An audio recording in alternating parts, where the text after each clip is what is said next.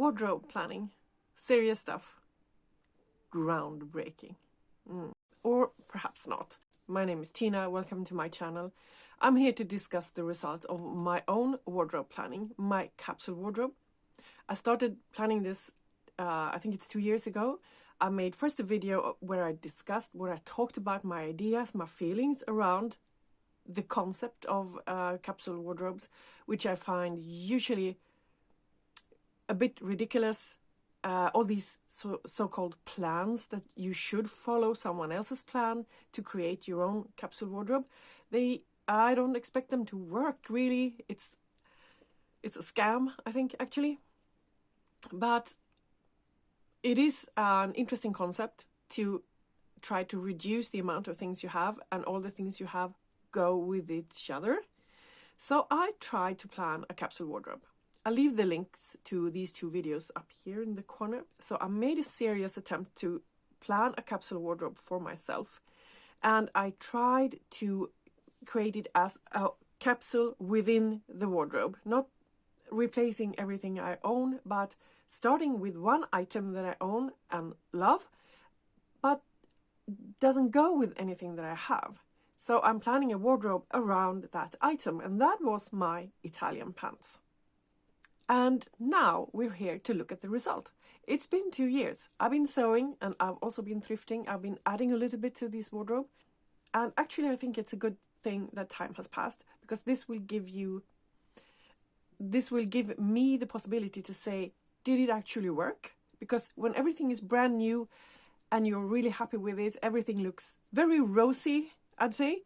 But 2 years later, did it actually work? Let's find out. But first, I just want to tell you about a problem I had with this wardrobe planning. As I said, I have these very nice Italian pants, but I didn't have anything in my wardrobe that go with them. Of course, you can use off-white or black, something like that, of course, but I didn't have any colors. And there's a reason for that. It's a long story. It starts with the fact that I have synesthesia.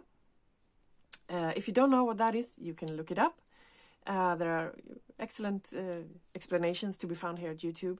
But basically, it's your senses are sending signals to the brain, and they get sort of mixed up. The neurons inside your brain are sort of cross-wired. And for me, the result is that color have taste. But it doesn't work like this. You can't ask me, hey, this pink color, does it taste like strawberries? No, it doesn't have taste like that. It doesn't work like that. But I also have almost perfect color memory.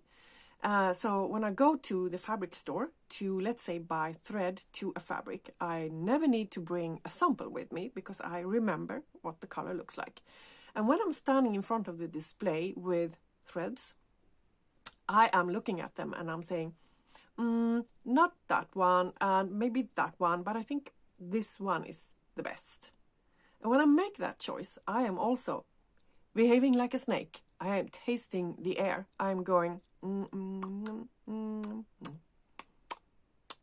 tasting the air. And it's the taste in my mouth when I look that doesn't exist. It doesn't exist any taste. It's all happening here. That decides for me, it's this color. This is the exact same taste as the color I have at home. So I always pick the right thread to bring home. It's a nice ability to have.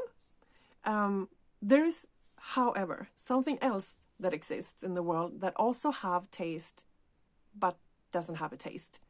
It's a thing called MSG. And MSG is, once again, look it up. Lots of videos here on YouTube about that. But it's a spice. It's called a spice, but it doesn't have a taste. You add it to food to make the food taste more. It enhances the flavor of the food. Many people love the taste of MSG. Quite a few people hate it. Quite a few people are allergic to it. Science says allergy to MSG doesn't exist. They are totally saying that sensitivity and allergy doesn't exist, but I can assure you I have it. I know what it feels like. There's even a thing called Chinese restaurant syndrome, and I've experienced that. It was terrible. It was in the 1980s, long before this was known, and no one talked about it or discussed it. I just happened to throw up after eating Chinese food directly. And I have this sensation when I get too much MSG that I get nausea, I get hot, I get irritated, agitated, and I get headache. And the headache is, it's called the MSG headache. It's a special feeling. It's like someone takes a knitting needle and just push it up behind the nose, straight up into the brain, and it hurts right inside of the bone here. Very special feeling. And MSG is very common, as I said, used to be very common in Chinese food or Asian food in general. And it's also very common in snacks and chips. I can throw up after eating chips. It's so bad. I can eat a little, but then suddenly it gets too much and I can't have any more. So as I said, it doesn't have a taste, actually. It's just a feeling. It's all in your head. The taste of MSG, it doesn't exist. It doesn't have a taste. It's all a feeling. And guess what gives me that feeling? Yeah, you guessed it. These colors. Special types of yellow, orange, and red. And especially all together. I can't even look at this combination. So that is, of course, the explanation that I didn't have these type of colors in my wardrobe. One by themselves, they're okay, one by one. But if I combine them all together, it gets a little bit difficult for me to look at them, because basically they taste like MSG. So I don't like them really. And that makes me question, why did I choose to make a whole capsule wardrobe containing exactly these colors? I really thought that, but now they all go together. So nice. I'm gonna wear these things because I have made a plan and it's all gonna work out. And no, it didn't. I can't even look at them, you know. They make me feel bad. They taste so bad. But I still love my Italian pants, and I have worn these things in combination with each other, but I think I'll stick to in the future to wear these with black, off-white. The red is okay if it's combined with black or off-white. Okay. And also this army green, you could call it. But the yellow blouse with these pants, that it's impossible. Partially a success, partially actually a failure, but I really thought that this was going to work. But hey, things don't always go according to plan. On the screen now I am showing you my original plan, and I am crossing out the things I didn't actually make, and I am circling the ones I did make. And you can see here one thing that I made, but it didn't make it into my actual wardrobe. That is the white waistcoat or vest in a sort of vaguely Asian or maybe space style. And I made it, I tried it on, I filmed it. You can see it at the end of the video, but I felt so ridiculous in that one. So it's already been donated. And you can see here also a few things that I modified. I changed my plans. One of them is the orange chiffon top. And the other one is the red sweatshirt, which turned into a cardigan instead. For both of these items, I have made separate videos, so you can see the whole process of why I did what I did and what it ended up looking like. And now, let's have a look at what all of these things actually look like. I'm starting with this green t-shirt. This is ordinary cotton jersey. I thrifted the fabric. There's no lycra in it. And I wanted it to be a bit oversized and quite long. But this doesn't look very good. I'm not very happy about it, and the fabric looks shabby already after like 2 washes. The color is okay, the fit is bad, and if I was actually traveling to Venice in Italy, this one wouldn't go in the suitcase. So this is a failure. The next one in line here is the red cardigan or jacket. I originally planned this capsule wardrobe to be a travel wardrobe, and I was pretending to go to Venice. I wasn't actually planning to go there, but it was a pretend. And a cardigan like this would be very nice to have on hand. You know, it's warm and it's cozy, but it is extremely bulky and it's also very oversized. Once again, a bit sloppy looking. I don't think that I get that, you know, proper Italian look wearing this one. So while it's a hit in my wardrobe, it's a no for traveling. It is way too bulky. If I would pack this one, it would take up the whole suitcase. Here we have something different. This is a long beige cardigan. I think this was called a coatigan. A few years ago, everyone should have a coatigan. It was so trendy. And I have made this one out of a thin wool fabric that I thrifted. I thrift almost all of my fabrics, and this was a great find. Actually, in reality, well, I gotta say, it is a bit on the boring side for my wardrobe, but here it is very useful to bring down, to counterbalance all of these sort of crazy colors, the MSG colors that I can't really stand. So this works really well in this context. And if I was traveling, this is a great thing to bring because it's thin, lightweight, and it doesn't take up a lot of space. So this one can come. Now, this green jacket is the first store-bought thing, well, thrifted, that is. And the color goes really well with these pants. I'm not so sure with the fit and the style. It doesn't really give me that Italian vibe that I'm looking for. Maybe with something else underneath it, but I'm not really sure. And it is, once again, a bit too sloppy and in the wrong style. So if I was going to Venice, this is also a no. By the way, the styling in general here, what was I thinking? This doesn't look good at all. Ooh, and this one, this is a special thing. This is a sweater that I actually bought in a store. And I even think I paid full price for it. And that almost never happens. So I've been working in different stores all my life. I've been store manager, area manager, I've done everything. And I'm so fed up with that way of doing business. But here I found this one at Capsule actually. It was perfect. And I realized I'm never going to come across something like this in a thrift store. It's never going to happen. I have to buy it. It is the perfect color, the perfect shape, and it's 100% wool. So I bought it. And that is a cause for celebration for the high street stores that Tina actually bought something and paid full price. But I'm so happy with this sweater and I've been using it a lot, and I definitely would bring it with me if I go to Italy. This is giving me a little bit of that oversized sweater, cool pants, Italian vibe that I was going for. So this is a yes. And here we have this orange top I talked about.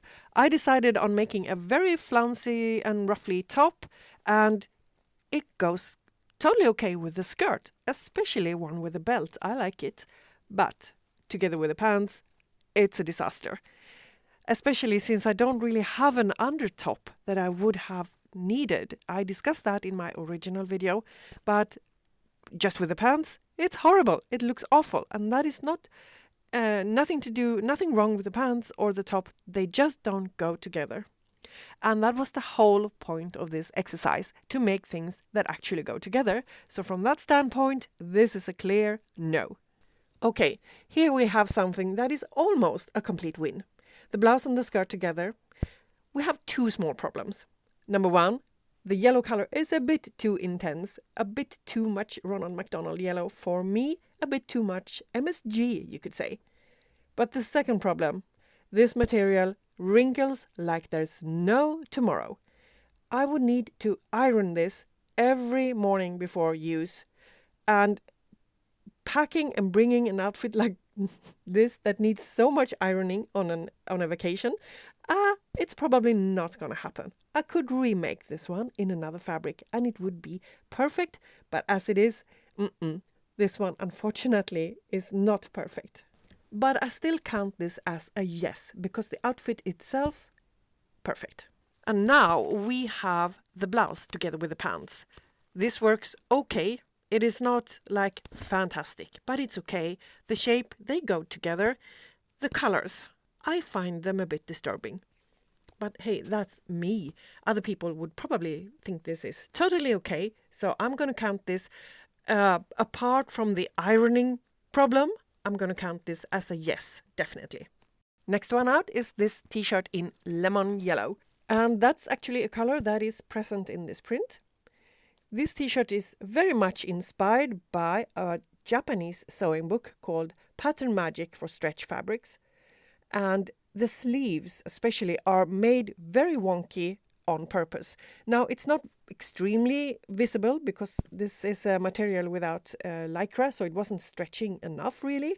But I still like this one very much. It has a fun, different shape and it's very comfortable to wear. So I think I would bring this one on a trip to Venice. Here we have an interesting one, a complete failure. This is a crochet vest. I made it out of a mix of acrylic and cotton. And I tried to block it, but that of course doesn't really work on acrylic and cotton. So the shape is just horrible. It has some kind of waist, but it's way too high.